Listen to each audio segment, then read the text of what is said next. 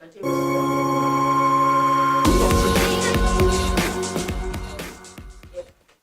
I hate Christmas parades.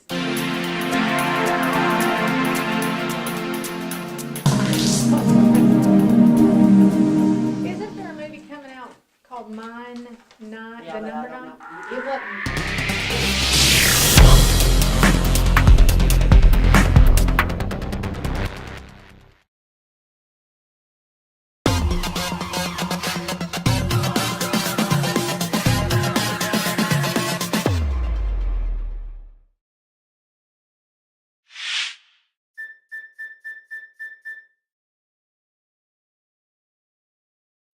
Okay.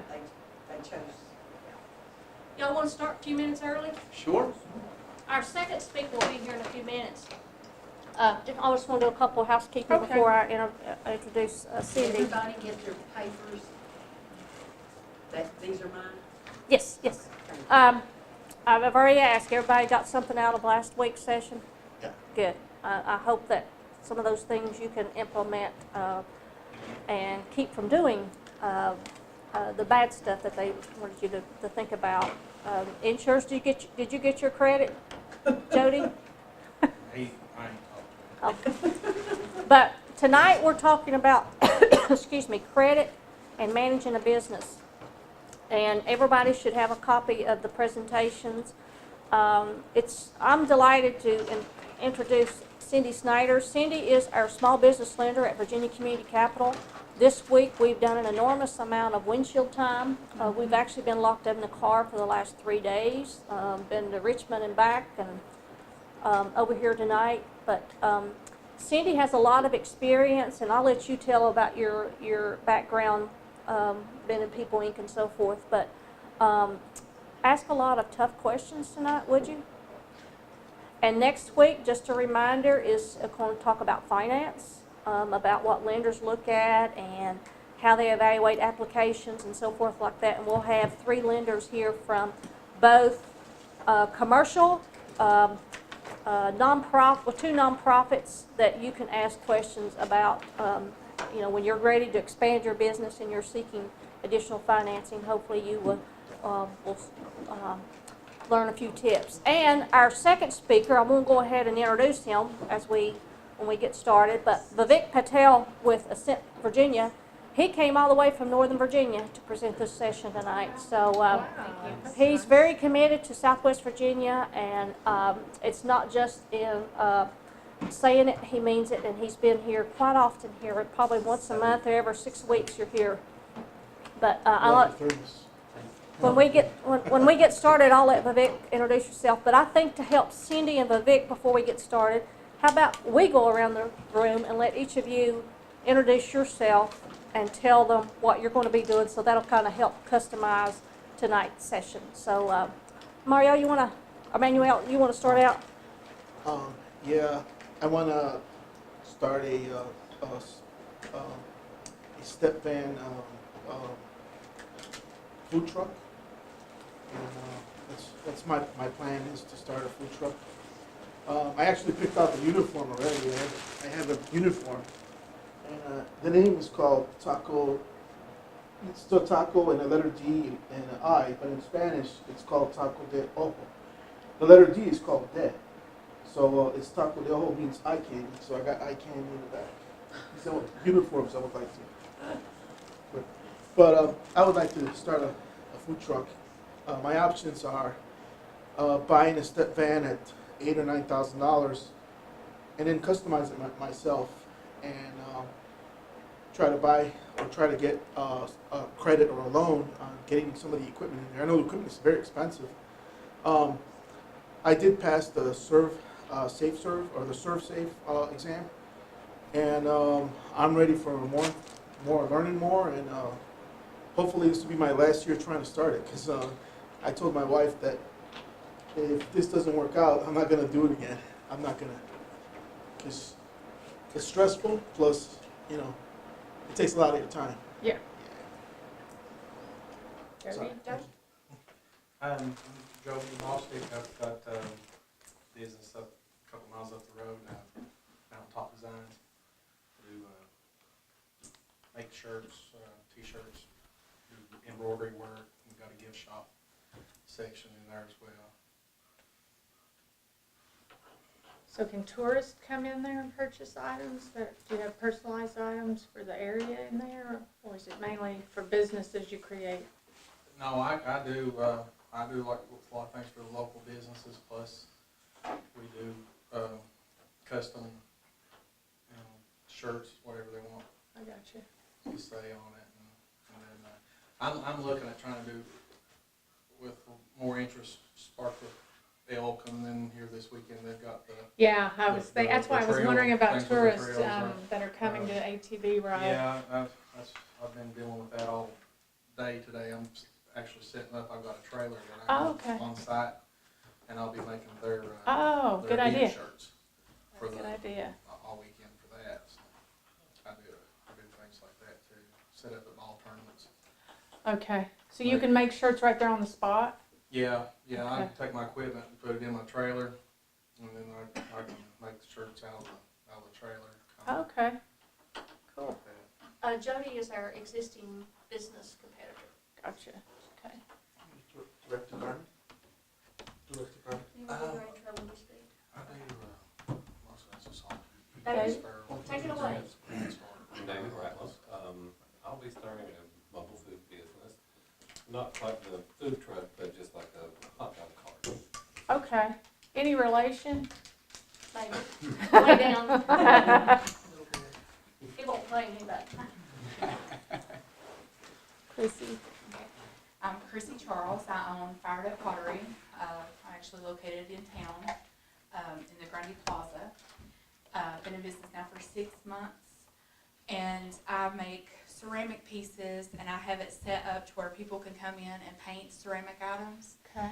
And what makes my shop a little different from other pottery shops is we paint with a non-fire acrylic paint, so I don't have to refire the pieces. I just spray it with an overspray, and they get to take the piece home the same day that they paint it. Oh, nice. So That's cool. yeah.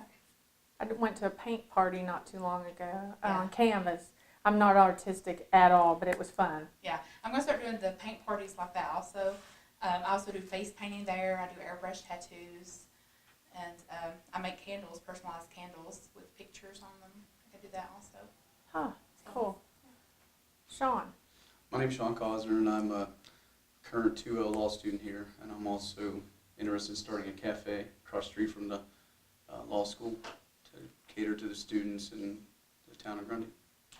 Cool, awesome.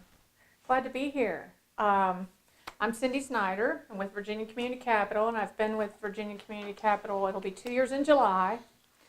Prior to that, I was with People Incorporated, which you all may be familiar with People Incorporated. I worked with them for 8 years. I guess it was the last 2 years, I was the director of the Economic Development Department there. They do small business loans. 50,000 and less. Virginia Community Capital, which Sandy's probably already talked about, we do, our niche is more like 150 and up. We can go up to 5.4 million is what our limit is now.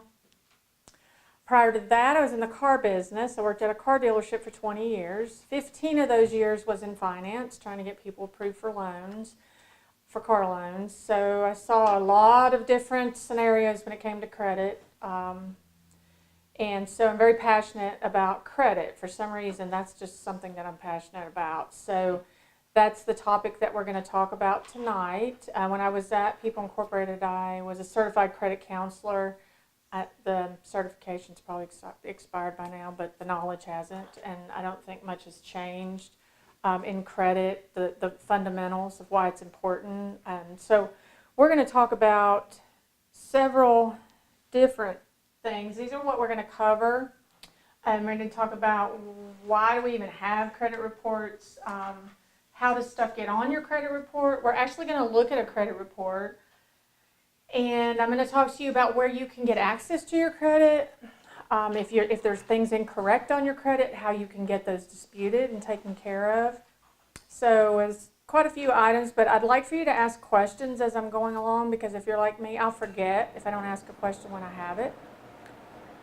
So we'll just go ahead and jump into it. How many of you all have checked your credit in, say, the last year? Good job. Okay, so what is a credit report? It's just basically how you've applied for credit and how you've paid. It's just kind of a running record of your history of how you've paid borrowed debt. So why do we even have credit reports? Why do we need them? When you think back before World War II, when people were staying put wherever they were born, if they didn't have money to buy groceries, they would go to the local grocery store, and Joe, the owner, just had a ledger, and he'd keep track. If you needed to buy groceries on credit and you didn't get paid till Friday, he would just put down that Jody Bostick bought $50 worth of groceries, and then you would come in and pay him on Friday. Well, that worked out great until we all start moving around. So now, if, say, Chrissy may have good credit with the local store here, but if you moved to California, your credit didn't go with you. So that's why they created the computerized way of keeping track to where you can share that credit history so that your credibility goes with you. That can be good and bad. Good is if you have good credit, it goes with you. Bad is if it isn't, it's going to follow you as well. But that's kind of the history of why we have credit reporting. So what does it do for us? It definitely gives us access to buy things at times that we may not necessarily need. We've all been to the department store, and they're like, save 10% today, fill out a credit application, and get pre-approved for a credit card. So it definitely gives you the ability to buy more, which again can be a good or a bad thing. And getting credit is almost instant. You can apply for something online and instantly get approved. So there are definitely some benefits to that. And it gives you greater access to things maybe that you wouldn't be able to normally be able to enjoy. So who uses your credit report? These are just a few of the items, which are kind of obvious. But can you think of any areas in your life that credit could affect your life outside of these? Housing. And if you drill down even more into housing, it can affect the neighborhood that you can live in, which in turn can affect the schools that your kids go to. I mean, it really has a broad effect on your life. Housing's one. How about car insurance? They check your credit now, so it can affect what your monthly premium is. You move into a new place and you need to get electricity turned on.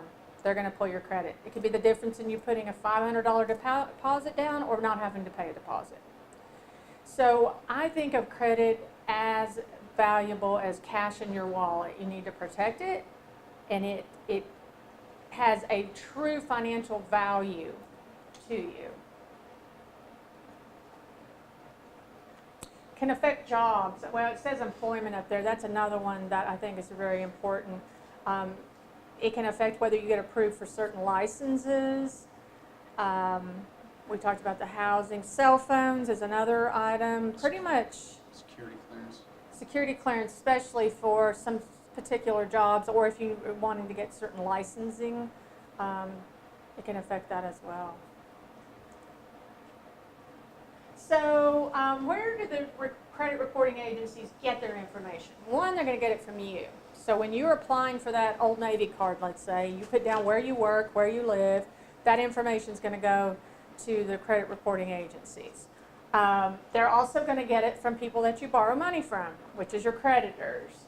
If you have a charge-off, if you have a collection, a medical collection, you bounce a check, anything like that, that's going to show up on your credit report. All right, so let's do that. A question here. I'm married, but I have different credit information than my husband. Is that true or false? True. I'm married, but I have different credit information than my husband. Everybody agree? It's unique to your Social Security. It's unique to you. They may look very similar if you've had joint credit together, you bought a home together, you bought a car together, etc. But your credit is your credit. Doesn't matter if you are married or not. I've often used the saying, it's easier to get a divorce than it is to get out of a credit obligation with someone. All right, so let's have you guys put on your banker hats and let's look at this sample credit report that I've given you. We're going to go down this and I'm going to cover the different areas and then I'm going to ask you a few questions. So in the section A there, what you see are names, current addresses, previous addresses. So any name that you've ever applied for credit in is going to show up there. Like my name is Cynthia Green Snyder now, but I used to be Cynthia Dawn Green, and I've applied for credit and there's Cindy, and so any of those variations could show up there. Addresses, any addresses that I've reported on an application are going to show up there. Keep in mind when you're looking at your credit report, if you see an address on there that you've never lived at, that's a red flag that somebody could have accessed your Social Security number. So be sure to check that when you're checking your credit report. The last place that you reported that you worked is going to show up there. And of course, your social and your date of birth. There's some other items that you have the opportunity to put on your credit report. And one is if you've been a victim of identity theft, you can put that on your credit report and you can even freeze your credit report so that no one can apply for credit. Let's say your wallet gets stolen, your purse gets stolen, you can do that. And that's actually what this person has done is they've said don't extend credit to anyone without checking with me first. And that will stay on your credit report for 90 days. You also have the opportunity to put a consumer statement on your credit report. And in this instance, this person has said that they were injured on the job and they couldn't make their car payments in 2007. This one stays on here until you remove it. So if your situation changes, you want to change it. How Question. impactful is the consumer statement when you pull in? If I saw something on here that gave me concern, I would ask you. For example, if this statement correlates with some missed payments in 2007, that would... It would help. As a lender, what I'm going to be looking for are trends. Did someone have good credit and then, oops, something happened, and you can tell. A credit report will tell a story when you look at it. If I see someone that's never paid anybody and they want to tell me that they're late on their car payment because of this injury, I'm not going to buy it. I don't care if it says it on there or not. We use common sense. One thing I want to say is let's pretend like right now that we are in, year-wise, for this to work, we're going to say we are in April of 2008 right now, okay? Because this has got dates on it that we're going to use when I ask you some questions. So we're in April of 2008 looking at this credit report. So his injury from his car accident was last year, in other words. So we've got 3 lines of credit on here, and we're looking at the first one. It tells us it's an electronic store, an account number, and then it tells you whose account this is. So if we're looking at a J here, does anyone want to guess what a J would be? Joint? Yep, that's it. And then he opened this account in October of 2003. It's been open, or it's been reviewed for 36 months. Date of last activity. Has a balance of $150, $0 past due, and says it's an R1. There's basically 2 types of credit, or lines of credit, rather. So does anyone want to guess what an R is? Retail? Nope. Revolving. That's your credit cards, okay? So they're going to report as an R on there. Bank name. So let's pretend like this. We'll say this is Wells Fargo, and it's an account, and this person is an A on this account. This one's kind of a hard one. Can anybody guess what that is? He's an authorized user, okay? So what that means is that he's not responsible for this, to pay this back, but he has access to this credit. When would you ever want to give someone access to your credit? Say, give them your credit card and make them an authorized user, but not have them be responsible for paying that loan back. You're trying to help them build credit. That Or could it's be. a child. Child. I always like to give this example. My daughter hates when I do because she's 34 now and I still use it.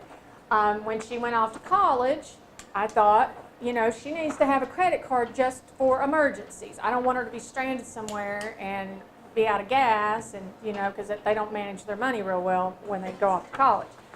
Well, within the first semester, I figured out real quick her idea of an emergency and mine were totally different. So I had to take that card away. So just be careful. Now, there may be a time you have an employee that's working for you and you need them to be able to go to Lowe's to pick up, you know, to purchase things on your Lowe's card. But just keep in mind, you're giving them basically a blank check and they can do with it what they want. So you just want to be careful. But like Sean said, you know, it is a good way for you to help a child establish credit, something like that. But remember, nobody's going to go after them for the money. They're going to come after you. So that account has no balance. Auto finance. So think of this, say, Honda Finance Company. This account is an I. Can you guess what that is? Individual. Yep. So the J was joint, the A was the authorized user, and I is individual. So this appears to be that car loan that he was referencing because the high credit was $7,500, the balance is $2,000, but he's behind $400, which would be 2 payments on that, right? Then we come down to public record. We've had a lien filed by a city for $42,789, but it says it's been released. So what that would mean is that it was paid or settled or something happened there where he's been released from that lien. He has filed a bankruptcy, and it was discharged. It does not tell us if it's a 7 or a 13 on this example, but your credit report would tell you that. Difference between a 7 and a 13 is 7, you get to walk away from the debt. 13, they're going to make you make payments.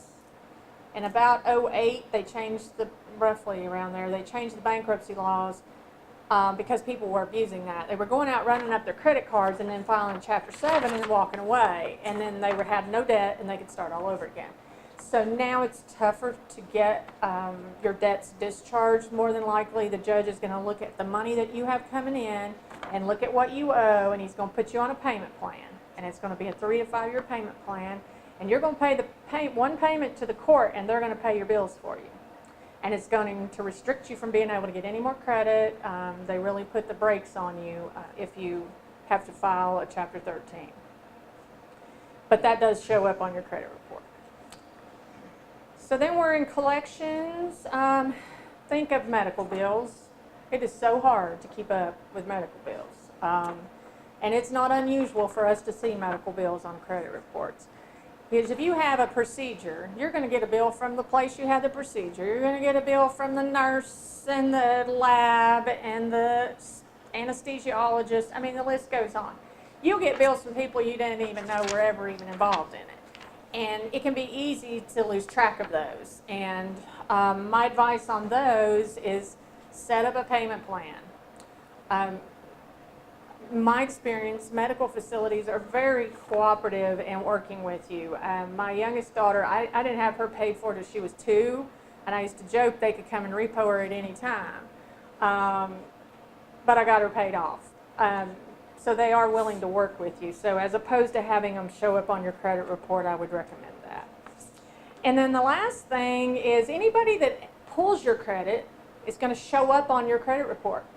So that's something else for you to look at. When you look at your credit report and you see a bank pulled your credit and you didn't give them permission to, that's a red flag that somebody might have gotten a hold of your identity. What's the difference between a soft and hard inquiry and the impact? Hard is you gave somebody permission to pull your credit and they pulled it.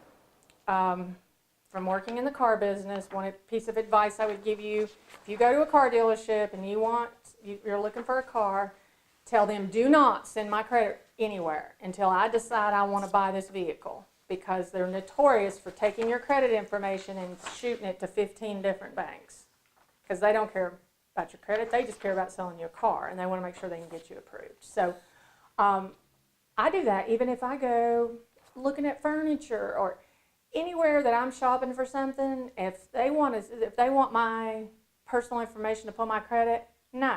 You don't get that until I'm ready to pay for it, and then I'll give you that. I mean, that would be like handing over your wallet to somebody and saying, here, hold that for me, I'll test drive this and see if I like it. You need to protect it, and because those hard hits will hurt your credit score. And I'm going to break down how that algorithm is figured, because it's kind of wonky.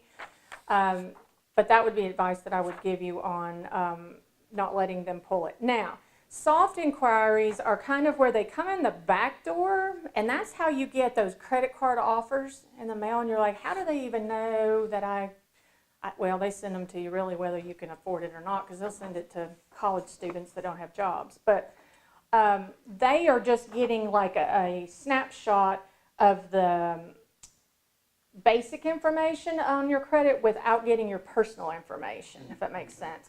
Those don't affect your score. Credit Karma, which is a service that I use, I recommend it.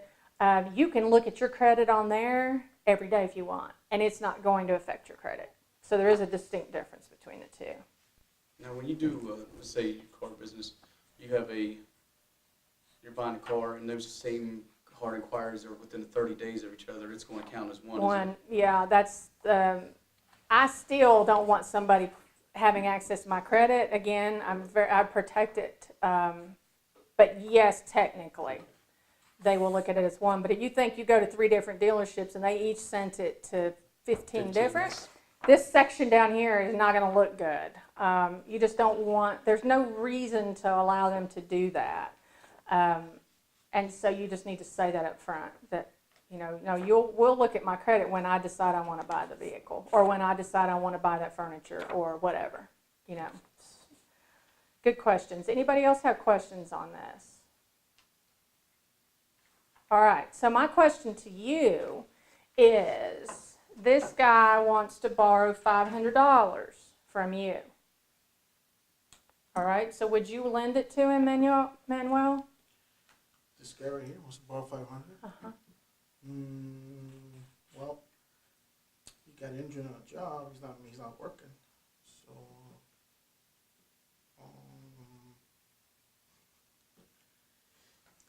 he's not making his car payments. So, Right. I might not be able to. I mean, I could borrow him $5, but Not 500. All right, Jody, how about you? I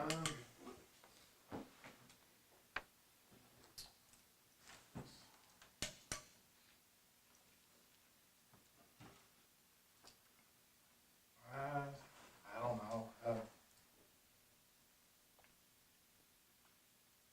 He has for the first. Let's see.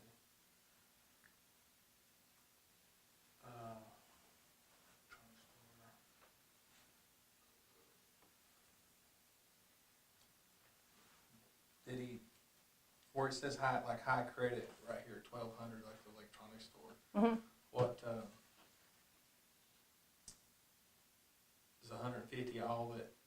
Is left on it, yeah. Well, yes. But that's a credit card, so they may have just given him that limit. That doesn't mean he used that limit, because it's a revolving, so it's a credit card. He's not got anything past due on that one, and then the bank's got, well, you said that was just an authorized user, Mm-hmm. so.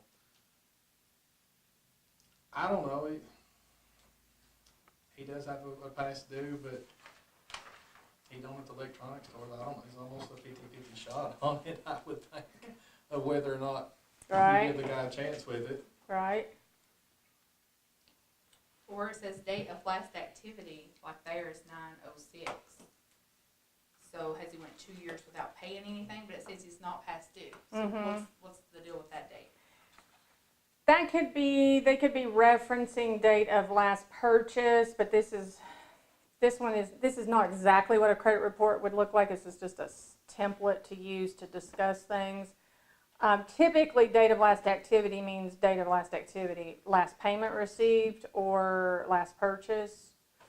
But yeah, what you're saying, that is a little skewed there, isn't it? Because it's making you think that he hasn't paid. This, like this hospital here, this amount is $789 and it says unpaid balance is $789. About, let's see, it's probably been going on 5 years ago now. I worked for Alpha Natural Resources. They had a wellness program where if you went to the doctor and got the physical, we got a check for doing it. Yeah, my daughter has that at her work. Yeah, well, they paid us to go do it. Uh-huh. And all you go do is, they, blood pressure, Right. weighed you. There was no, they took her blood, and they're like, we may catch something early if you do this, It and then later encourages, on, we're yeah. not gonna have these big high Yeah. doctor bills because you didn't get your regular physical. So to get you to do it, they gave us a check to do it. Right. Okay, so, and they did it every year. And it's probably the third time that I had went and done this. My dad, we worked the same job. We went together to the doctor, the day we went. Same test, physical, told them, at the doctor's office, we work for Alpha. It's a wellness checkup, ever how you have to report it, there nothing we had to pay that day. They took care of it, nothing out of pocket, just go do it. Right. Okay. I get a bill from LabCorp, $200 and some. Tell me I owed for lab work from that day. They still ain't seen $1 out of me, and they ain't going to. Cause I got other bills that I know that I made that I'm paying.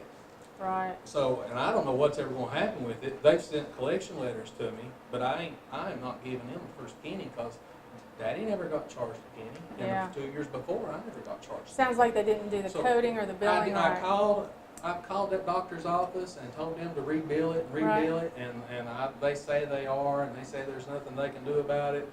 And then the LabCorp side was saying that it's supposed to be reported, filed a different way, that they didn't turn it in right. The reason I'm getting charged for it, and they were saying that they did tests that they were not supposed to do with the blood work, and was what they're saying. Unauthorized testing or I mean, something. I don't know I know I done it 2 years before, never got charged a penny, got a check for doing it. My father did the same thing. Right. And then here How I long get a ago bill. was that? It's been probably close to 5 years ago Okay. that happened. And, as long as I got other bills that I know that, Yeah, I understand. that I made, Yeah. and I told them that. They called me about it, and I told them, I said, I ain't sending you anything. Do whatever you got to do, and I don't care. I mean, I'm that way. If I know for a fact I didn't do it, Yeah. I ain't backing up and paying for something Right. to do. I mean, that's no different than me sending you a bill for some T-shirts. Way I look at it. Yeah, that I didn't order. Yeah. I didn't expect it. And I told them that. Right. I told them that over at the doctor's office. I said, how about I send you all a bill for $229 for border polos, and you all can send me a check, and I'll send that to LabCorp. And they Yeah. just kind of looked at me and I'm like, well. Right, it's the same. The So, good I mean, what news do you is, do? the good news is that will fall off your credit report, and I think it's 7 years total it reports on there. It'll fall off automatically. It'll just drop off. So, I mean, that's like, this guy right here, sometimes things may look bad, but you just don't know The whole story. the whole story is, and, this my guy, even though this stuff's on here, he's probably gonna get slapped with a high interest rate, kick him while he's down, So- One thing that you could do with that, when I get into talking about where you can look at your credit, there is a way to dispute items online with annualcreditreport.com. And if you dispute it, the credit reporting agency will reach out to LabCorp and they'll say, you need to prove that he owes this. And if they don't prove that you owe it, they have to take it off. That could be something you could try, would be the only other thing that I could think of, outside of just letting it fall off. Let's see, does anybody back here want to guess now? David? I'm not looking at I would say no, just for the fact that he was injured on his job, couldn't make his car payments. That was in 2007. And this is just 4 of 08. And the last reported activity was in 1 of 08. Okay, That would be my thought. Chrissy? Yeah, I would say no also.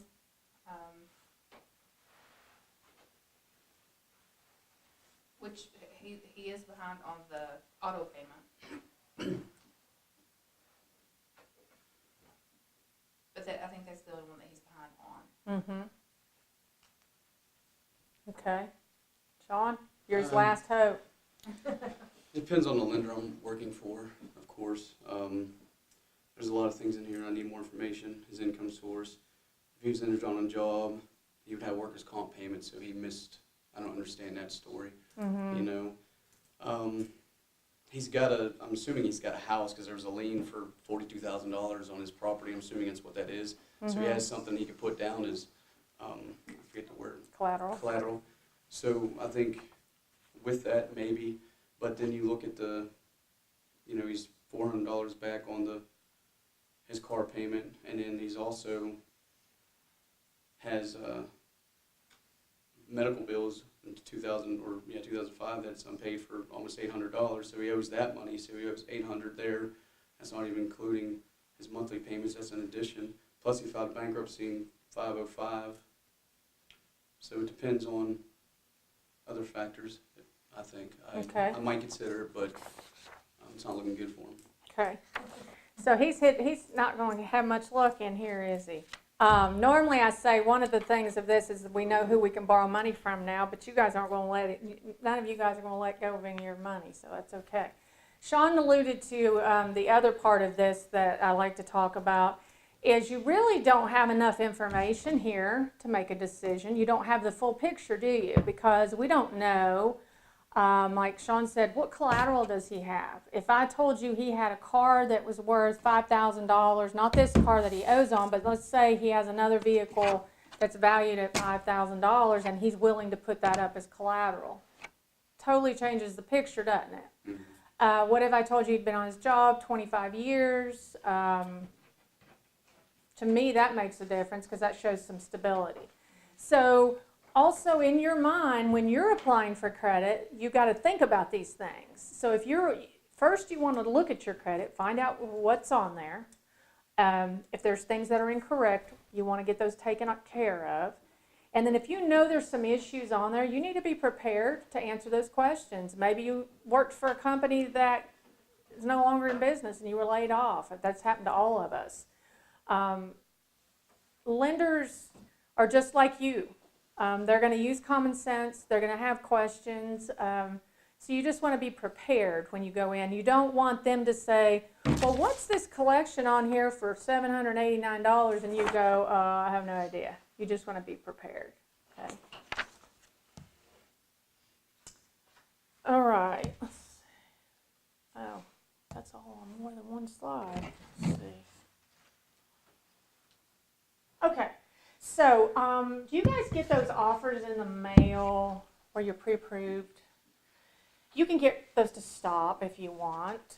You can call that number, or you can go to optoutprescreen.com and tell them you don't want to get those anymore. It will not stop ones that you've already been doing business with from coming, but it will stop from those random companies. And then later, if you decide, okay, I want to start getting them, you can reverse it and opt back in. But I've done that because I've got enough credit cards. I don't need any more. And if you have good credit, you'll have a tendency to get more than, mailboxes full of those. And also, it always worries me that what if somebody were to get one of those out of my mailbox and fill it out and put a different address on there and get a credit card in my name? It could happen. People are very creative in what they'll do. All right, another question. My credit report contains information about my recent divorce. True or false? I'd say it probably would have a name change that could assume it's maybe a divorce. You could assume. But is it going to say I'm divorced? No. No. But there are things that could make you go, if you come in and you're applying for credit and you tell me that you don't have a house payment, but I pull your credit and it shows you have a joint house payment, I'm going to think, okay, something's going on there. Again, a credit report can tell a story, so it's going to maybe prompt questions. Yes. Say a scenario here. Let's say a scenario. I'm using a credit repair service as we speak right now. I went through a bad divorce in 2012. I went through a bad divorce. We both had credit cards, joint credit cards. We both had joint auto loans, and a lot of my credit cards, I kind of left the house because of some stuff that she was doing, and I just couldn't bear with it anymore. And when I left, I went to live in my van, so I basically became homeless. And the credit cards that I left behind, she maxed them out. So right now, what I'm doing right now is I'm working with a credit agency as we speak, and they're trying to fix that because they want to know when I walked out and when this stuff happened. I said just pull the file. You'll see all that stuff like pantyhose, panties. I don't buy that. I don't have that. Then again, dresses, shoes, makeup. I don't use that. That's her. So we're trying to investigate that right now. I'm very leery of companies that tell you they can fix your credit. There is not a magic wand that can fix your credit, and they tend to be very expensive.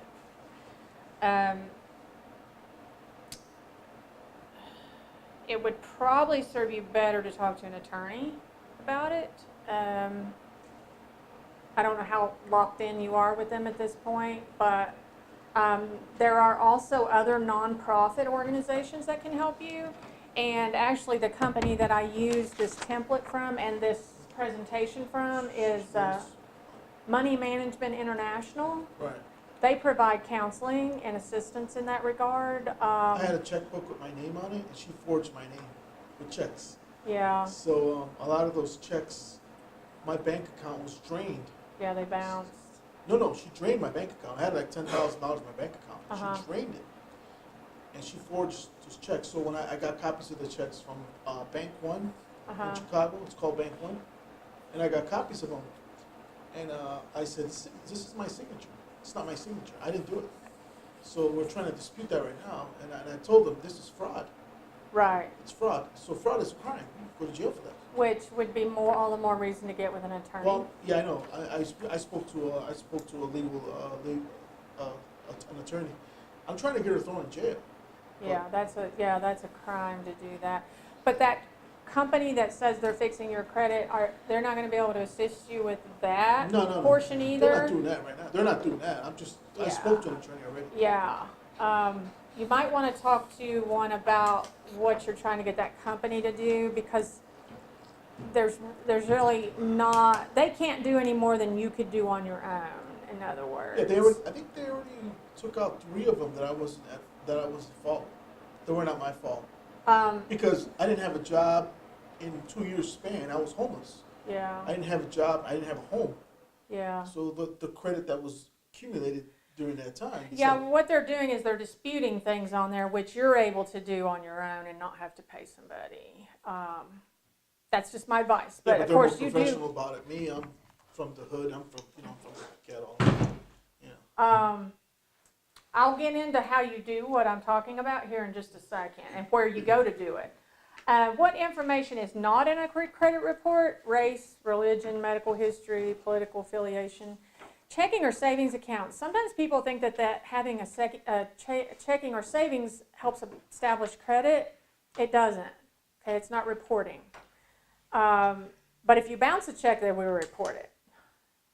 And any other information that's not related to your credit. I went too far. Okay, this is where you can get your free credit report, and this is where I was telling you about when you can dispute items. So You're entitled to pull each of the credit reports. There's TransUnion, Equifax, and Experian. You're entitled to get one of those free per year. And you can get that at annualcreditreport.com. Now, the thing I like about this site is if I pull my credit and I see something like what Manuel was saying, that's not mine. I didn't buy that. I can click right there on that and say dispute, and it's going to give me multiple choices, and I can say, I never lived in that area. That was not my purchase. So then when I do that, that burden now becomes the creditor's burden, because that means TransUnion or Equifax or Experian will contact them, and they have to respond to that. Okay, they legally have to respond, and they have to prove you owe it. If they don't, they have to take it off your credit report. That saves you from having to send certified letters. You know, the old way of doing it, you would send a certified letter and you'd make copies to prove that you did it, blah, blah. The clock will start ticking right away when you do that. Okay, and then they'll stay in touch with you and let you know what they find out. You can purchase, if you need to purchase one, you can purchase it, but I'm all about free. So I do annualcreditreport.com, and it's going to ask you questions that only you know. Some totally random questions. What was the street number of the house you lived at 10 years ago? But it's questions to protect your identity, so that's why they're kind of random questions. So how about this? I don't need to check my credit report because I pay my bills on time. False. Do you balance your checkbook? Do you check to make sure that what the bank says you have in your account is what you show you have in your account? People make mistakes. Things can get reported incorrectly. So again, this is one of the important financial tools for your life, and we talked about early on how it affects so many different areas of your life. You want to protect it. And so importance of reviewing it are obvious. Discover identity fraud. Make sure you're keeping it, your report accurate. All right, is it up to the credit reporting agency to verify information before they put it on your credit report? They're going to do due diligence. I mean, they're going to do their best, but they're human, you know, it's human error happens. So I don't leave anything financial up to other people. I always check and make sure. It's too important. I work too hard for my money, and I know you all do. Dispute process if errors are found on credit reports. We talked about that. I recommend doing it on annualcreditreport.com. So let's talk about what a credit score is.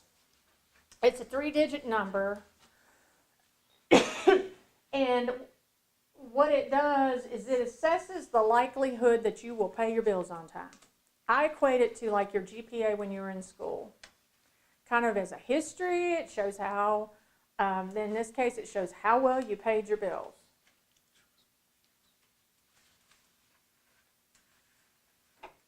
All right, so how do you find out what your score is? You can purchase it when you do your free credit report on annualcreditreport.com. It'll allow you to pay to get the score. Okay, I don't do that because I like free. I use Credit Karma, and that's credit with a C, karma with a K. You can set up an account on there. It will ask you random questions to make sure it's you, and then from then on, you'll have access to your credit report. You'll see your score. You'll be notified by email if an account gets opened in your name. You'll get notified if an account exceeds its limit. So it's almost like having protection on your credit report. Free. Check it out. Highly recommend it, especially if you're wanting to improve your credit. It's going to allow you to watch how you're improving it. All right, so how is a score generated? I always thought of this like, especially when I was in the car business, I was like, I cannot figure out the rhyme or reason to this. It was almost like it was from the Wizard of Oz, somebody behind this curtain going blah, blah, blah, and until I had this training and I was like, oh, okay, now I get it. So the biggest one obviously is going to be payment history. And that's 35%. The good news is that payment history is based on how you've paid your bills in the last 2 years. So 35% of your score is affected by what you've done in the last 2 years. So if you've got credit issues, that's a good thing to know that score's not gonna be drugged down by something I didn't pay 5 years ago. It's gonna be how I've paid in the last 2 years. So if I can start paying my bills on time now, if I can get any credit that I have that's over the limit, that's a major thing that it hurts your score. Get your credit cards below the limit, and then obviously you want to pay them down as quickly as you can. Because the next thing on there is how much do you owe creditors. So if I have a credit card for $1,000 and I have that thing at $999, the score's not going to like that. If I have a $1,000 limit and I only owe $200, it'll be okay with that. Okay, so it's going to look at how much I owe creditors, because it has no idea how much income I have. I may have $1 million a month coming in. So it can't really say she can't afford those payments, but it can look at the credit that I have available, how much of that credit am I using? Because if I start getting high balances on credit cards, that's an indication that something's going wrong here, because I'm borrowing money at a high interest rate. So it takes that into account. Length of credit history. You've heard don't cancel credit cards.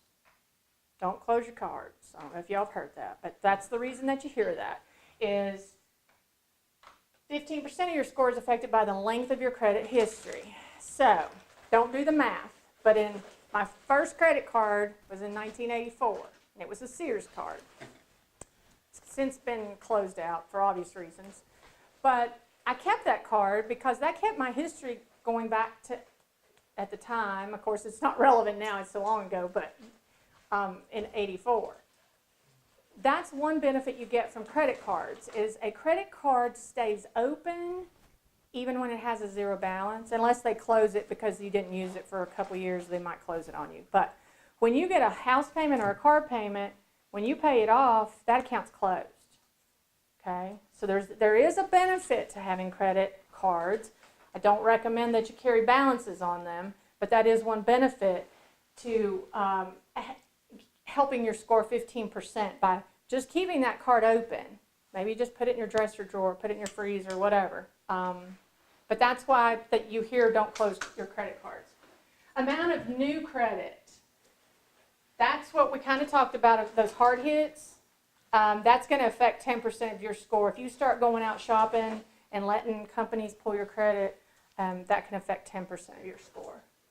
And then types of credit in use. It likes to see a mix. It doesn't want to see all credit cards, and it doesn't want to see all installment. That one stumped me because I would see people that their scores didn't make sense to me, because one example is like high interest rate finance companies. You know, you can go into their office and borrow money, and it's a high interest rate. And people would have those and they would roll them over because those companies want to keep you on the hook. They don't ever want you to pay it off. And so I would see like 10 accounts closed, open, closed, open, closed, open. The credit scoring system is aware of that. It takes that into account. So just something else to think about. Any questions on that? Okay. Again, good news, I can turn things around and get things going the right direction, and 35% of my score is going to be based on what I start doing today for the next 2 years. You need a score above 700 to get a preferred interest rate. Just be false. Everybody agree? Depends on the lender. Some lenders you're approved or you're not. Everybody gets the same score. Some people are, and some lenders will give you a better score if the higher your score is. It just depends. What about down payment on a vehicle? Like if you're willing to put $10,000 down, does the bank look favorably to that as you're putting your own Oh, risk for out sure. there? That's skin in the game is the name for that. Yeah, and we get that a lot for businesses. Somebody wants to start a business and they want to borrow $200,000. Okay, how much are you putting into it? Well, I don't want to put anything into it because I don't know if this is going to work. Well, we think the same thing. If you're not willing to put it in, I'm That's not right. putting money into it. Yeah, but definitely down payment can help your chances if your score is not high. So this is just kind of a summary. Be sure your credit report's accurate, pay your bills on time, keep your balances low. Consider limiting the number of credit cards you use. That's just because it gets complicated. If you've got 10 credit card bills, you could miss one, miss a payment, and there's no need in having that many credit cards. And definitely don't have one that charges you an annual fee. There's too many out there that don't charge those. That's another pet peeve of mine. And Manuel, the last one, avoid companies who can claim they can improve your credit for a fee. Oh, Yeah, I just want you to be conscious of that. So here's some questions for you. I guess this one gives you the answer because the PowerPoint isn't queued up, right? But how long does a consumer owe borrowed money? How long do you owe it? Well, you owe it until you pay it, you settle it, or if you filed bankruptcy and it was dismissed. How long can the derogatory info be reported by the credit bureau? Any guesses? 10 years. 7 years and 180 days. I'm not sure what 180 days has to do with it, but 7 years and 180 days. So that's why when you were saying you've been 5 years, it's going to drop off eventually. Not that it's any less not aggravating, because it's definitely aggravating that's on there. How long can the creditor pursue the consumer in the court system to force payment? Sean? The statute of limitation question depends on the state. Yes, I've got a Tennessee and a Virginia. Do you want to guess for Virginia? Virginia's longer, I know that. I think West Virginia is 10 years. Mine has the answers. Oh, it does? Virginia, I had 20. That's what the last information that I have was 20. I think And it's Tennessee was 10. But you're right, it depends on the states, how long they can go after you.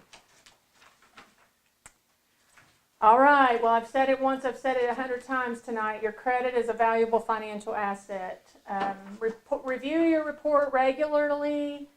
Same stuff, common sense, pay your bills on time, that kind of stuff. Any questions? Yes. How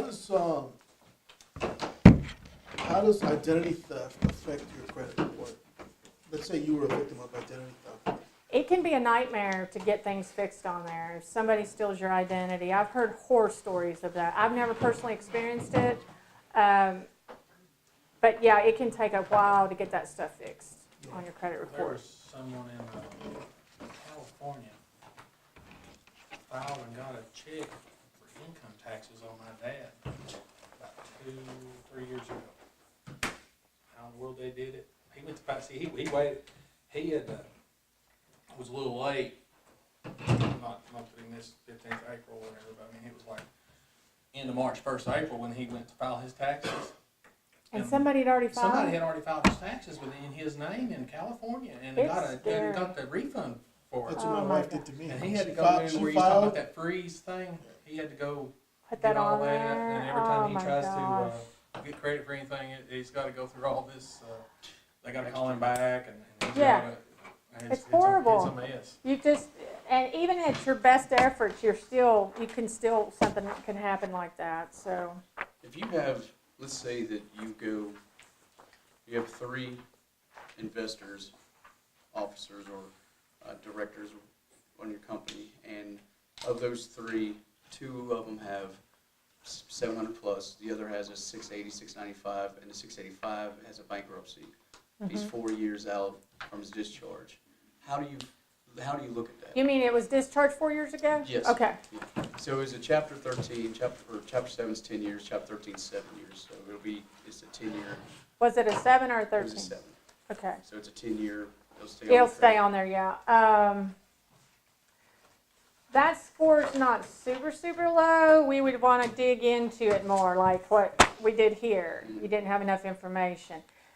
Anybody that has 20% or more Utilization. ownership in the business is required to sign as a personal guarantor. So is that person going to have 20% ownership or more? Yes. Yes. So they would be would need to sign. Their credit would be pulled. We're going to look at the whole picture. How much equity is going into it? Is it an existing business? Is it a startup business? If it's an existing business, how strong is the business? What's the financial, what's the cash flow been for the business for the last 3 years? What are they putting into it? How much are they putting in? All this, it wouldn't be an automatic no, but there would be a lot of questions and information other things that would have to be known to be able to give you an answer. Same as when I had you do this, you didn't have enough information, yeah. But it's not it's not an automatic no. Now, what do I need to do? I guess we'll turn it over, if there's no other questions, we'll turn it over to Vic. Oh, One more. yes.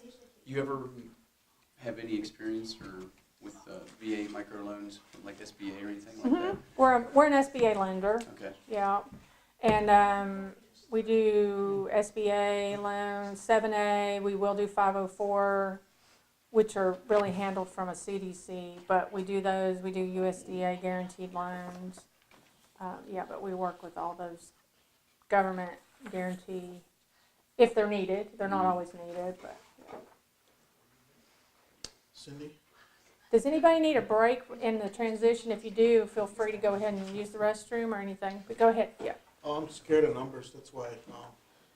Anything with numbers, I get headaches. Yeah. So I told my wife that we gotta get a service because my credit report's not bad. I mean, my credit's not bad, but it's above 600, above 600. But just numbers in general, I was dyslexic most of my life. So I went to art school and. See, now I can't draw sick people, but I like numbers. Everybody's different. Yeah. I'm So I more of totally a- get it. So, whenever I was a drywall contractor in Chicago for years, for 15, 20, almost 20 years, and I hired a bookkeeper. Yeah. I would pay her like $500 Smart. to do my bookkeeping. But she did all my bookkeeping. Whenever she showed me numbers, I was like, you know what? I don't want to know. I don't want to know them. I don't Yeah. want to look at it. Do I owe anybody money? No, you don't. Okay. Yeah, That's good. yeah, I understand. Everybody has their talents and their likes and dislikes. It's just making sure that you, like you did, you got somebody hired that could handle the numbers since that wasn't your specialty, so that was smart. But, I've passed hard exams with numbers. It's just not my cup of tea. Yeah, I understand. I don't know why it's mine. I'm just one of those weird people. I like numbers. I don't know.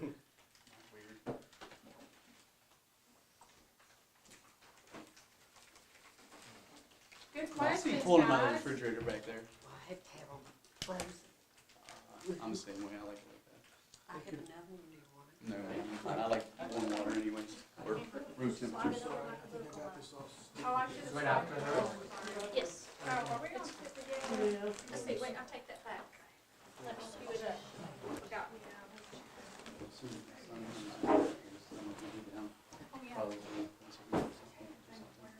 Yeah, that's good. Oh, I just hit play? Okay, thank you. Is it coming up? Keynote, yeah. Very cool.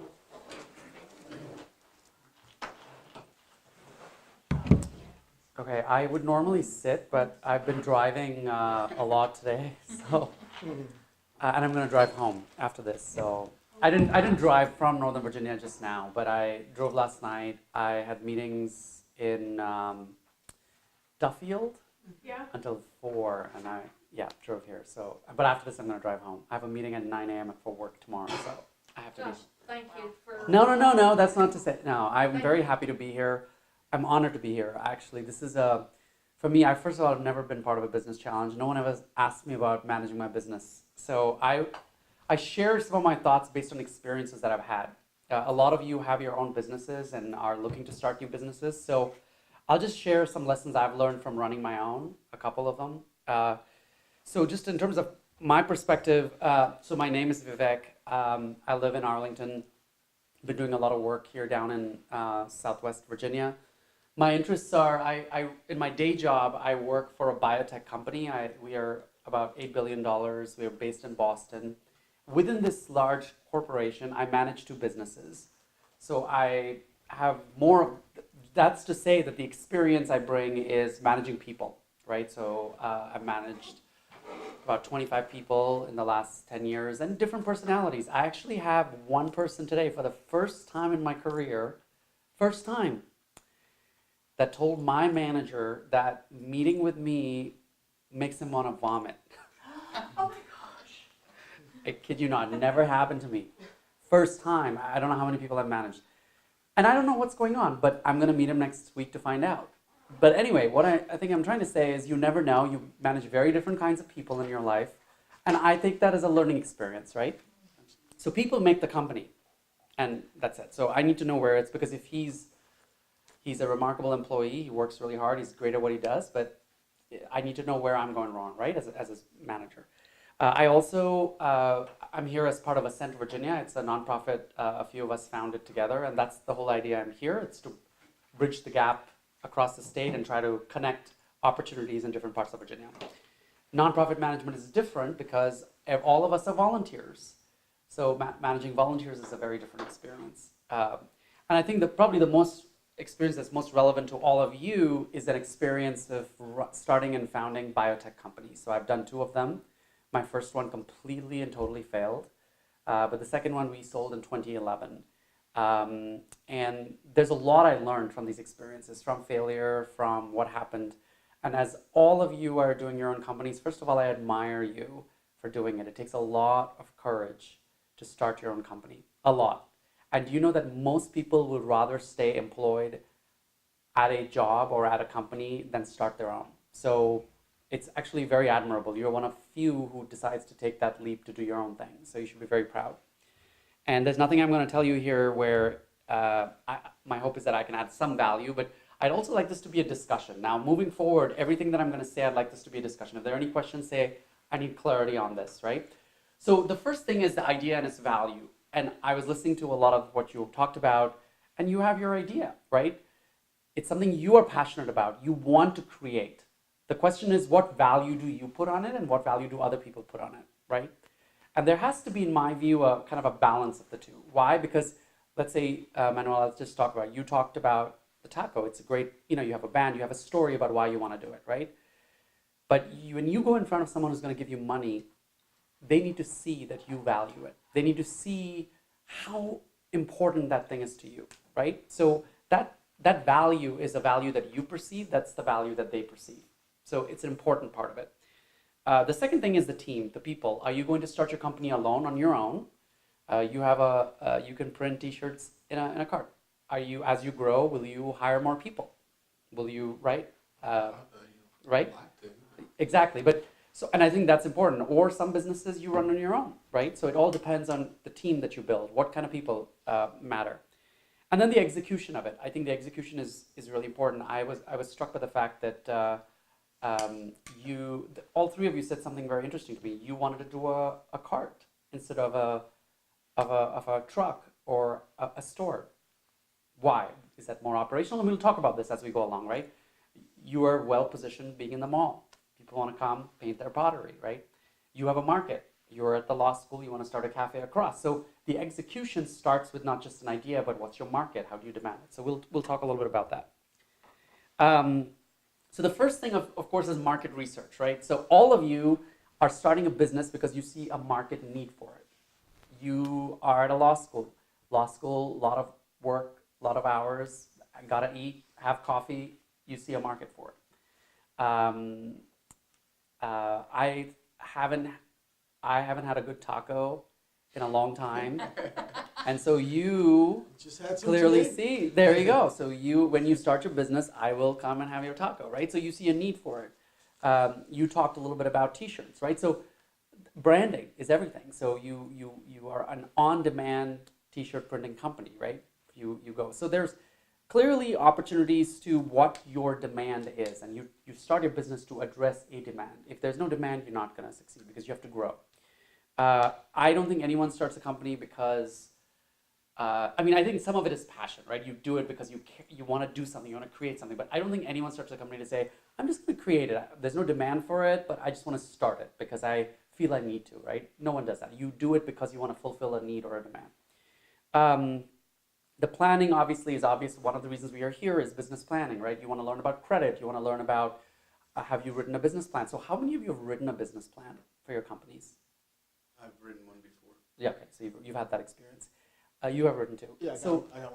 okay, so business planning it's probably I literally disliked it right from the beginning. It's a lot of effort. I have to create a business plan. What do I include in it? But it is important, not for just for other people, but for yourself, because it allows you to think through what are the things you need to, what should I worry about? What about the finances? It asks you to really push yourself to think about things that you normally wouldn't think about, right? So let's say you have a business that is not just, for example, a cart, right? So as you write through a business plan, you think it's actually a great idea because a cart has a smaller footprint, right?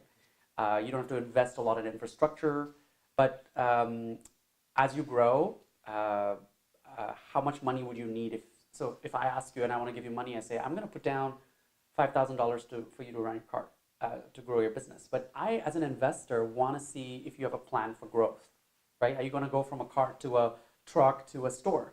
So a business plan will list that. This is my vision. This is what I want to do in year 1, 3, and 5. So a business plan is a valuable. That planning is foundational. You also want to do something called barrier to entry. I don't know if that applies here as much. For a biotech company, for us it mattered a lot. The second company we started, there was no intellectual property. It was a set of expertise that we were offering. So within 5 years, as we grew in this, anybody else could have just taken our idea and started a company, right? Barrier to entry means how much barrier is there for you to enter the market. And why this matters is, for example, is let's say you make the best taco in the world, right? And you got a truck right there. What does it prevent somebody to park another truck across the street, eat your taco and say, I really like this, I'm going to recreate this. And they're putting it at a price that's half what you're offering, right? The barrier to entry is not a lot. But if there's a secret recipe, like, I don't know what's in a McDonald's burger, or I don't know what's in Coca-Cola, right? That is a barrier to entry because there is no other company in the world that can start a Coca-Cola, like a company, and actually recreate what Coca-Cola does, right? So the barrier to entry is important in terms of competition. Intellectual property, right? And I don't think in this case, in your scenarios, it doesn't matter, but in our case, a biotech company, intellectual property is everything, right? Companies can start or fail based on intellectual property or patents. That's what this means. As a lawyer, you appreciate that, right? To protect your patent. And then fundraising, how do you raise money? So just out of curiosity, I'm not familiar with the business challenge that you do here. Are all of you funded, or are you looking for money, or how does it work? It's a competition, and they do all 6 classes. They pitch their business idea, they Right. receive a grade, and then they submit a business plan, and it's Perfect. graded by another set of judges, and Great. all that's tallied up to see Great. who gets first, second, third. Perfect. Okay, so you're in the challenge space. Good, because money is the foundation of these businesses. Now, finding a team. So, as I said, identifying the right people is critical because you can have a lot of failure or success with the people we have. What we've learned, at least, or I learned from all of my things, is you could have the greatest idea in the world, but if you don't have the right team, it doesn't matter, right? It's also the same with whatever ideas you have here. If you have a coffee shop or a cafe, who's the person that greets people when they come in, right? It's all of these. When you're doing pottery, do you have the right expertise for the person someone comes in, right? So who markets the product, who works at the store, all this, the right people matter, and people can make or break a company, right? So I would say that this is, in my view, at least the single biggest attribute. And people who put money in your company will look at the people that are part of your company. This is going to be very important as you build things. Nurturing relationships, I talked about that a little bit with this person who wants to throw up when they have dinner with me. But, I've done my best to support them. I don't know where they're coming from, right? But I'm going to find out next week when I go see them. And I remember there was an interesting experience many years ago talking about motivating and management. My management style is I'm a very hands-off manager. I don't micromanage at all. And I'm going to talk about these two. So what happened was I work for the large company that I've gone from a small startup to a mid-sized to a large company. And this large company I work for called PerkinElmer bought the company of about 100 people that we had. Now, interestingly, PerkinElmer, the company I work for, bought two companies in 2012, two competing companies, right? So when they brought us together, they said, hello, here are two companies, so three of you belong to our competing company, and three of us belong to this company, right? And they said, Vivek, you're going to manage these two companies and you're going to merge these two groups of people. People who competed for a decade against each other in every market, right? And so literally, the first thing I did was I locked that door and I said, we have an hour and a half. You just say whatever you have to say about each other, about the technology, just let it all out. And they did. They sat there and they said, this is not a very nice product. Whatever, I'm being recorded, so I'm not using the language. But the point is, there was a lot that was thrown out there, right? I think it was great because it was therapeutic and it created the foundation where people could just be open and honest. And anyways, it started. We merged and we've now gone from 30% to 75% market share, right? But I think what I'm saying is motivating people is important, but also your management style. And when I say management style, there's not just managing your employees, managing up. Now, you guys are the bosses of your own company, so there's no question of managing up, but you are going to manage your investors. You have to manage your board. You have to manage who gives you money. You have to manage your customers, right? So it's managing not just your employees, but who you interact with. And I will just, this last person, I will say that when you, businesses, and this is why I admire all of you, because businesses bring out the best and worst in people. This is tried and true. People that I considered friends, friendships ended when you do startups. Just because they have 1% of the company and not 2%. For that 1%, they will fight you. And yeah, I had somebody who ended a friendship with me, right? So when you start your business, and if you do it with a friend or family, just be aware that business and friendships are separate things, right? Also, the relationships you have with your employees. Look, I like to be friends with everyone, but my boss always tells me, you're too friendly. There is a line that you have to draw. So I think being cognizant of that is very, very important, right? So people, I spend a lot of time on people because people make or break a business. I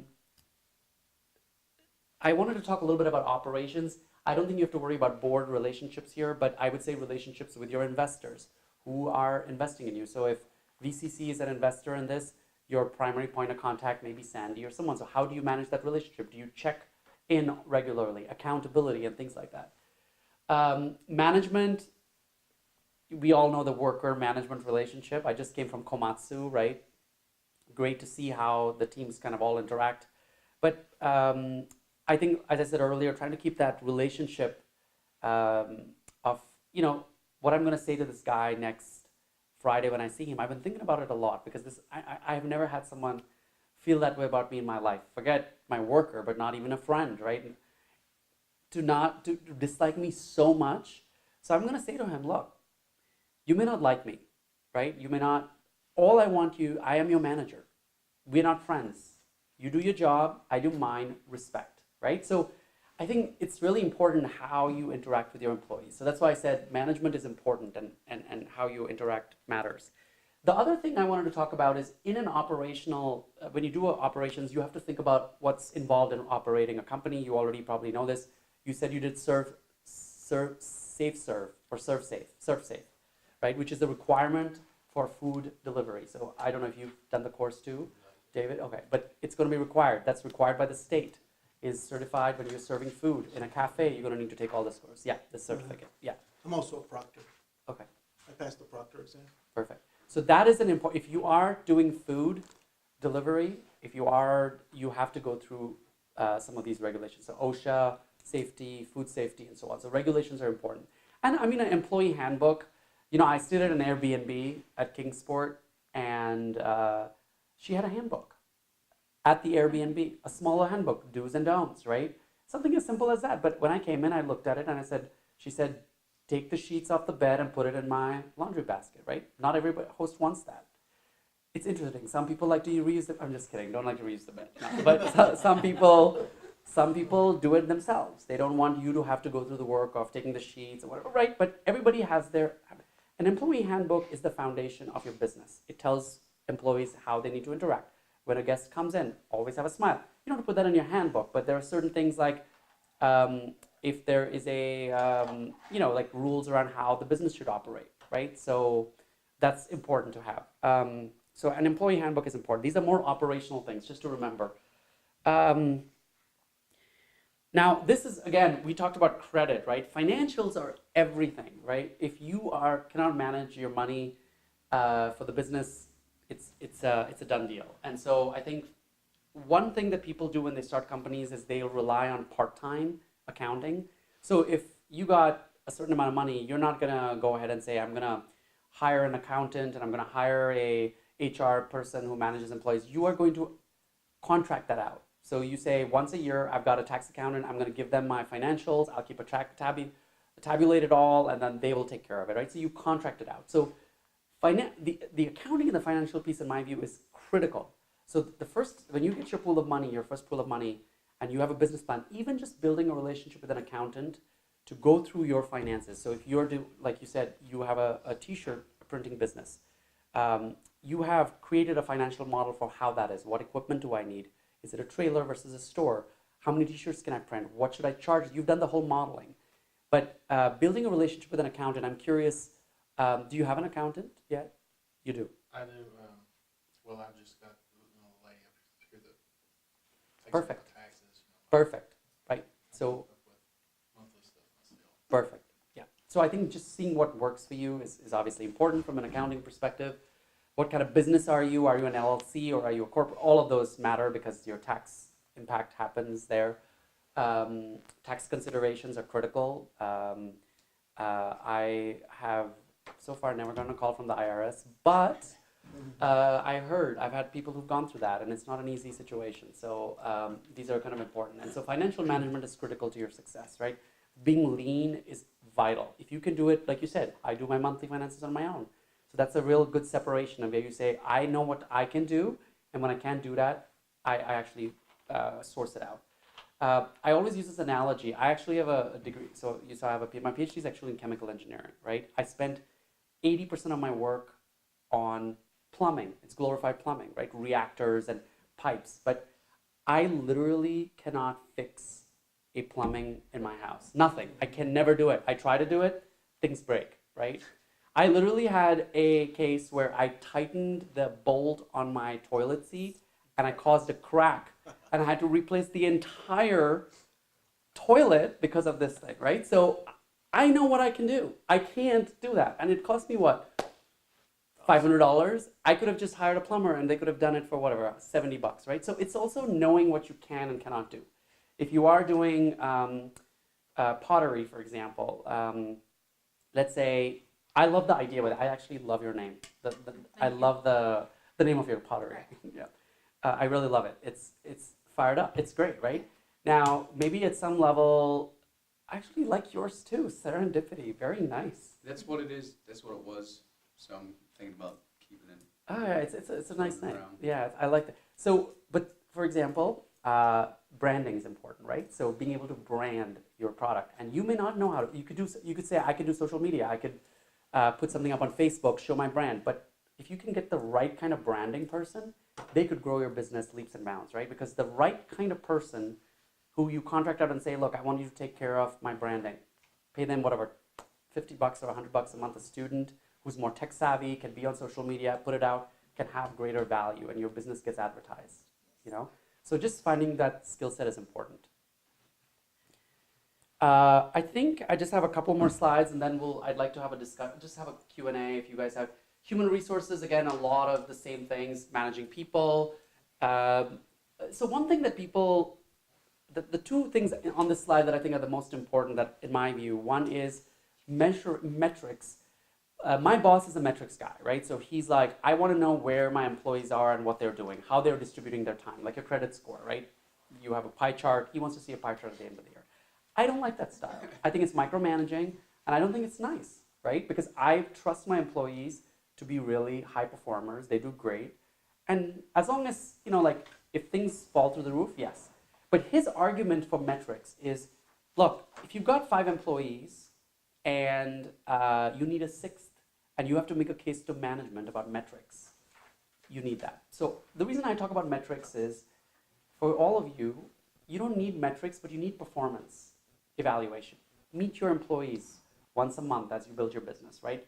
A couple of times a month. Figure out how their work is going. Are they happy? Are you happy? So just that metric and performance evaluation becomes important, and then doing a performance evaluation at the end of the year.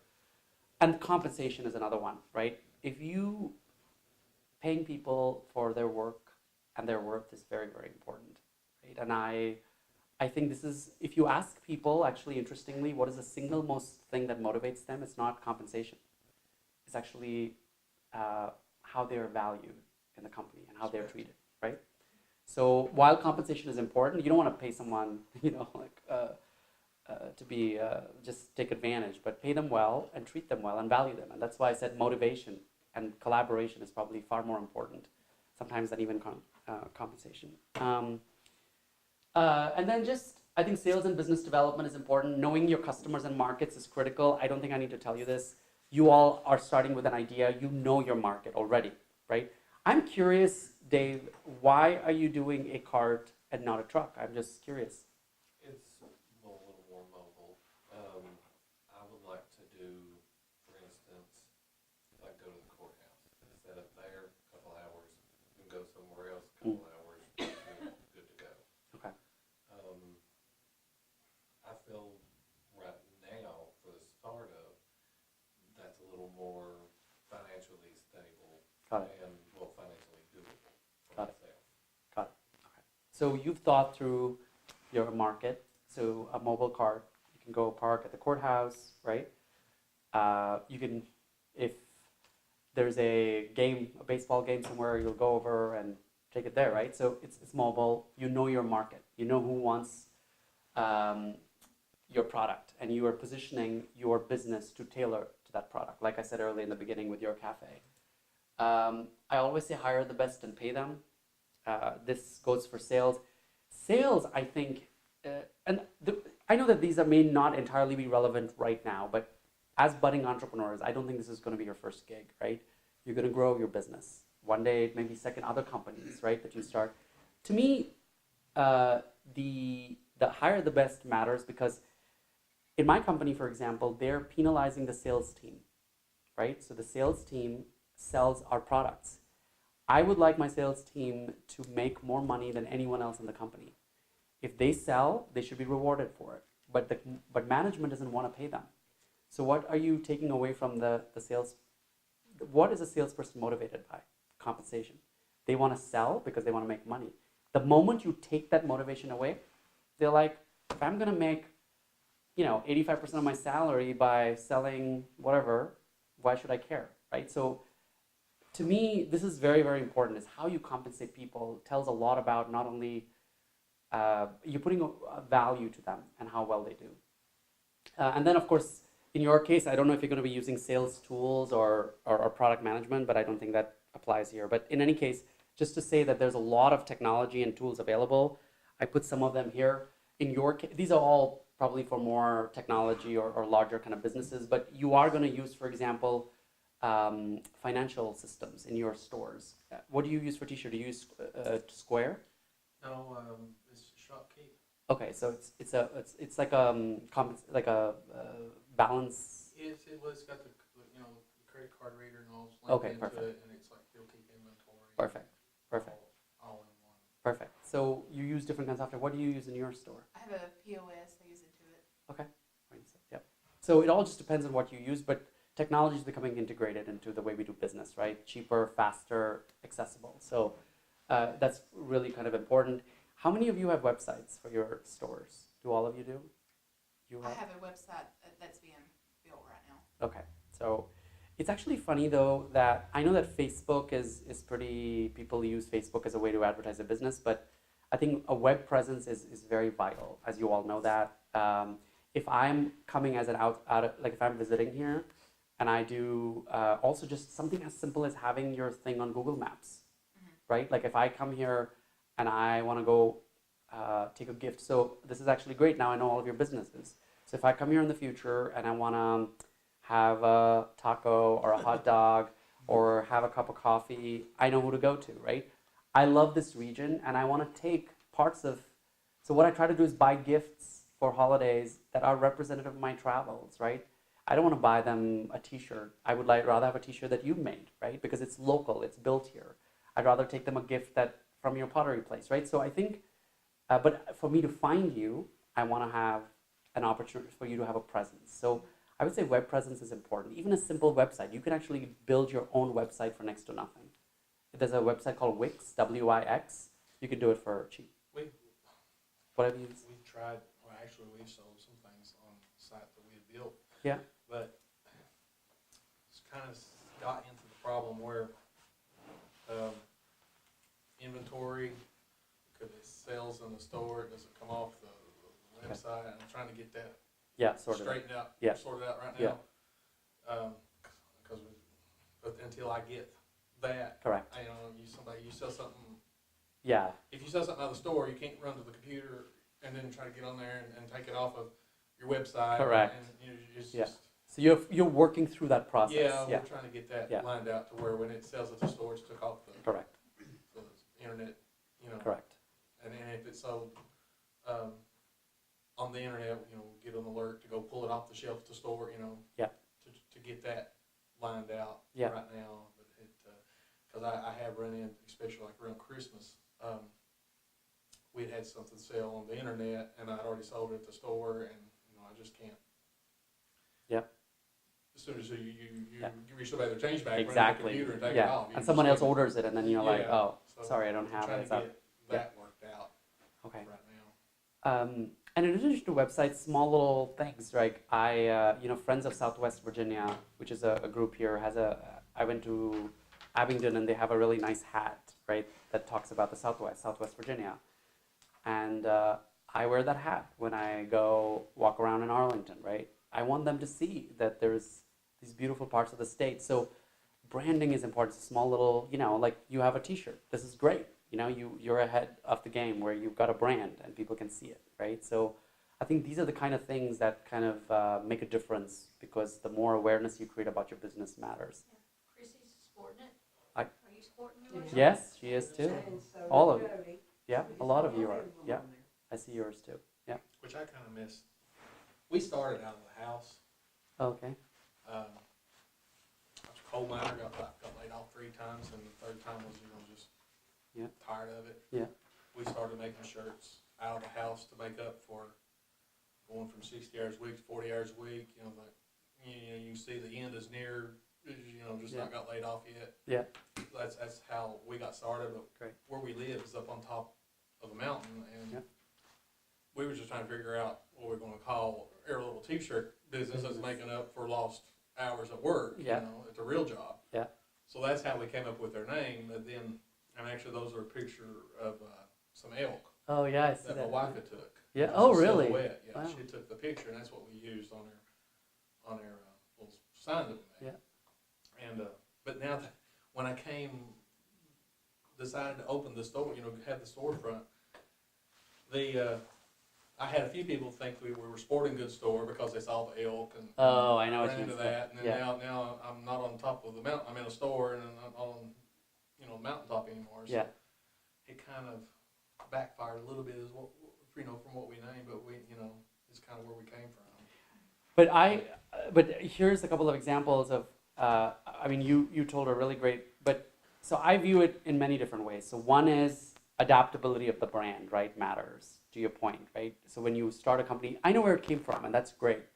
But does the brand translate, right? Like if I change, I go from a mountaintop down to Florida, does it matter? Well, people may be like, I don't get it, right? Where's the mountain here, right? So adaptability matters, but your brand is also your story. Just like you told me your story, to me that is very powerful. And so when you have a website, you say the reason we're mountaintop is because this is where we started, right? The reason I have the elk is because this shows you what we can do with a picture that my wife took of elk in our home, right?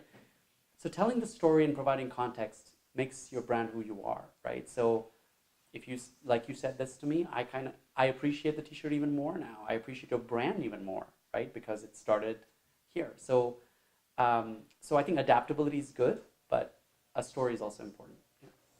I like how you began your speech, how you began it, that hire somebody as excited as you are about Yeah. the company. Yeah. And that hit me really good because to me, a company is the people that work there. Exactly. It's like you're not gonna have a hive without bees. Exactly. And you want you want the best honey, and you want the bees. But if you have bees that don't even want to make honey and Yeah. don't even want to be there, you're not gonna have a hive. No. You're gonna have, so I like that. Plus, everybody, I think I speak for everybody here, that everybody here sees a need, they want to fill that need. Yeah. Just like you said in the Yeah. beginning. Yeah. It's and I'm rooting for everybody. Like, I want to go to her. I think I sent my wife to her store because that one day I was busy. I was designing some stuff. Yeah. And I sent her there. I said, "Oh, we're gonna have to get the kids face painting, and I was interested in some CBD oils. Say one for me." Yeah. Yeah. But the thing is that I'm rooting for everybody. I'm like, Yes. I want the best for him. I want the best for Sean, the best for David, and the best for Chrissy. Yeah. Because I'm looking at the big picture. I'm not looking at me. Yeah. I'm looking at this town. Yes. So without the exactly. bees in this town, You won't. you're not going to have a town. Absolutely. This is, for me, very, it's remarkable, right? Because you are the community and you're the business community. And as future companies, you're going to interact and collaborate with each other. One day you'll be mentors to other businesses, right? So I'm looking to start my own company next year. And there's a lot of mistakes I made with my first two. My first one bombed so badly that it was embarrassing, right? But I learned from it, and I would just, my parting note to you is three things. I know that Sandy always hears me talk about three things. I'm half Catholic, so I should only talk 1.5, but anyways, I do three. But my three parting points to all of you are, one, you should be very, very proud of yourselves. It takes a lot of courage to start your own company. And I cannot reiterate that enough. So the very fact that you want to do your own thing, don't give up just because, it may be tough or it's tough. You should know that. So the fact that you do that, it's not easy. So that's one, right? Secondly is people make it, right? And I think you get it. Not just people who you employ, but each other, your community, right? Your partners, your friends. They make, they're in it with you together every day, right? And I think probably for me, the most important mantra is the second company we started, the investor gave us, this is just different scale, but we raised $5 million in 2009, the year after the financial crisis. And she says, Vivek, the image I have of you is, that those dogs that latch onto your leg and don't let go, like those little ones, and they just stay there and you just can't shake them off. That is the tenacity that you need to have when you do your own business. You just have to know. I'm not saying do that to people. I'm just saying it's an image, but it's, you know what I mean? Like, you just gotta take your business and you gotta go after it, and you just gotta be tenacious. There's gonna be a lot thrown at you. So I want it to be, I think it's 34 minutes, so I was given 30 minutes, so I apologize for a few minutes, but I want to keep, I just want to say thank you, and I'm here for as long as you need me. If you have any questions, we can have a few minutes to have a discussion. If you have any observations, I appreciate the opportunity to be here. Thank you very much. Thank you. So, Are you open to, you left your contact information, are you open for them to contact you? absolutely, anytime. You can call me or contact me anytime. If you want to talk about things, I'm here. Like I said, the business model is different for me a little bit, but I was married to someone who was a chef, so I am very familiar with the food. That's why I know Serve Safe and the certification. And so I'm happy to be here. I worked in a restaurant when I was in my 20s. When I was going to art school, I worked in a restaurant. It's pretty famous in Chicago. It's called Leona's. I worked in Leona's. I worked in the kitchen. I worked as a waiter. Yeah. I even did the bar on the weekends. Basically, I covered all spots. Yeah. Plus, you got to be really clean. Yeah. And you got to present the food like you're the owner. Exactly. Yeah, like you're the owner. Oh, we're going to have this today. We're not going to go there and say, yeah, our steak's okay. You're gonna Yeah, say, exactly. Oh, You we gotta- got the best steak in I the know. world. You can't imagine how our steak is. Exactly. It's a memory. Like food and experiences make, right? I'll be like, man, I went to Grundy and damn, that taco that I had there. Do you know the best taco in Arlington, where I live, is a taco truck that's parked 500 feet from my house. In actually all of Northern Virginia. Well, I was an advocate in Chicago for food trucks. And, Yes. And back in the 90s, I tried to get them. I went to City Hall. I organized groups. Yeah. I was a fighter at one time. I was a fighter. Not anymore. I'm old. Yeah. I'm 54 years old. Nobody Yeah. wants to deal with me. Yeah, you wanna. I mellowed out. Yeah. But the food truck scene right now in Chicago, it's It's tremendous. grown. Yeah, there's a It's lot. tremendous. So you can start a nice food. You got two folks here wanting to Start do food a- trucks. Yeah. Revolution here. There you go. Me and Dave. But anyways, I'm here for as long as you need me. Happy to talk, and you can always reach out to me anytime. If there's any idea you want to bounce, I'm happy to share our stories. And I've made a lot of my mistakes, but I've learned from them, and as you start. So I'm really excited that all of you are doing this. It's so great to see this. So when are you starting? So you already have a business because you started, and you do too as well.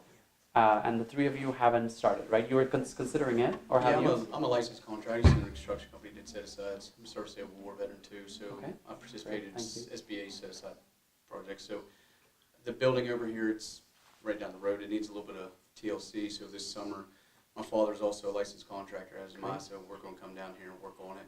Nice. We're going to work out a deal where we get free rent from the school for fixing up, giving them equity. Yes, of course. So probably get free rent for a couple of years out of Great. that. But And what's your cafe gonna do? Just different kinds of food? probably a small menu. I think a lot of times businesses try to do too much Yeah. and they fail, especially restaurant business. It's probably the hardest, and they have turnover rates so bad. But probably small things, especially supporting local community, other businesses as well. Wintertime, it's a limitation on food trucks. Maybe I can work out a deal with them where I give them Yeah. a place where they come in there and cook their food or Yeah. something like that and Yeah. support. Because that's what this is about to me. Yeah. I it's grew your up in a food. smaller town than this, Yeah. so Where did you grow up? Morgantown, or we're outside Morgantown, Oh, West okay. Virginia. Yeah. So there's a place called Pisgah. That's Oh, what nice. it's called. So just no stoplight. Walmart's 45 minutes. No grocery stores. So Oh wow. dirt roads. Yeah. But One thought is, as you start your business, there are two things that I'd like to see more in the region. One is more local food. The other day I was driving and I saw a big sign for Southern Sweets. And I was rushing because I was getting to, this is what happens, and I should give it more time. So in June, I think we're going to come for much longer here. And I wanted to stop because I wanted to go in. I wanted to see what are Southern Sweets, right? Maybe pecan pie. I don't know what it is, but I would like to go. And so I would love for there to be a place that has more local flavor. So it's part of the plan That would be is to great. support all local businesses. Of course, the proximity. 50 miles if you could do it, or 100 miles at the most. There's a greenhouse down the road that oh wow. So any fresh food that we Yeah. have, get from them. Any Great. butcher, any type of meat that we use, we're trying to use local because that's important. Yeah. That's You your know. community. But I think I was also saying local flavor, right? Like, Mm. what is the food of Appalachia, right? What is that? What is that flavor? What kind of food? There is something I cannot remember that Frank Kilgore told me that's very typical from here, and I cannot remember, but it'll come to me. But anyway, I think just capturing the heart of, the food here is, I would love. Chocolate gravy? I cook a bean biscuits and gravy. See, there you go. That is right. So people come. I'll be like, I want to My go wife to got me hooked on Serendipity, that. My wife got right? me hooked on this. I think it just creates a story that I think. So I would love to Are see you talking that. about Scrapple? No. It's got No, everything that's but not the big squeal. deal. No. I don't think that. Was it chicken and dumplings or? That's a good one. Sticks to the guts. Sticks. I have a See? Jewish friend. I have a Jewish friend in Chicago, and he used to take me to all these like Jewish restaurants, delis. And I said, man, we're gonna go one day. I'm gonna take you to one of mine. So I took him one place where it's not but Southern food in Chicago, and it's Yeah. scrapple and all that stuff. He goes, man, well, thank you for taking me here. Thank you for buying stuff, but I don't eat pig. I don't know if you knew that. I'm Jewish. You're like, there's no pig in here. Just And he nothing actually, with the squeal. he actually took a bite. Oh, He actually, it is, He yeah. actually took a little piece. And Yeah, he said, yeah. hey, it tastes pretty good. Yeah. No, I know it's so. Well, I'm very excited to meet you. Thank you, Sandy. Thank you so and much for your inviting. commitment to Absolutely. Buchanan County and Of sharing course. your history. I Yeah, appreciate it. How far a drive you got? 6.5 hours. I was in Charlottesville this weekend, so we had a big. Oh, did you go to Tom Tom? No. We went to we had a law school invitational softball tournament. So Yeah. you know, all the law schools are like Yeah, 90 yeah, teams, so we yeah. went down there. We got fifth out Yeah. 86, 90 teams. So Yeah, yeah. it was fun. Alabama was down there. And of course, UVA was in the national championship, so Yes. that town was Oh nuts. yeah, they were going crazy. It was- yeah. yeah, it Yeah, it was- was such a great story too. That yeah, I know it's a bit of a hike, but I've got work to do, so I'll try to do that, make some calls on my way. But I really, you know, I told Sandy this. I feel like I'm home when I'm here. You know, like my heart. If you've ever come to Northern Virginia or like many urban cities, people have forgotten, except for maybe Chicago. Generally, people don't say hi to each other. I spent a big formative part of my life in Indiana, and I miss that kind of. When I came here once with my dog and she was really sick, I literally had 4 cars that stopped to make sure. Do you need paper? Do you need napkins? Is she okay? I'm like, and I had a story where I went to a restaurant in Abington and we walk in and there's like 6 people and they're so nice. And I didn't know what to do with it. So we go and we sit at the table and I tell Jan, who's my mentor, and I was like, Jan, I think we were rude to these people because we didn't acknowledge their. And so I went back and I said, I'm so sorry because we thought maybe we knew you and we didn't. And I appreciate your generosity. They were very kind. Before we leave, they had sent over dessert to us and left. Like, you know, so there's this kindness. First time I went to New York City is probably 2009. I flew up there with a friend. We went to watch St. John's WBA play. Yeah. But first time I was in New York City, I'm outside. I'm like, good morning, good morning, good morning. People's like running away from me. Yeah, I know. They're like, what is wrong with you? And I'm like, hey man, how are you? And just they're It's great. This is great that you guys have them. Thank you done? you. Thank you. Have a safe Yeah. trip. I really appreciate it. Yeah, you guys have to. Folks, Thank you I'll very see much for next that. week. Thank you. Thank Couple you. questions.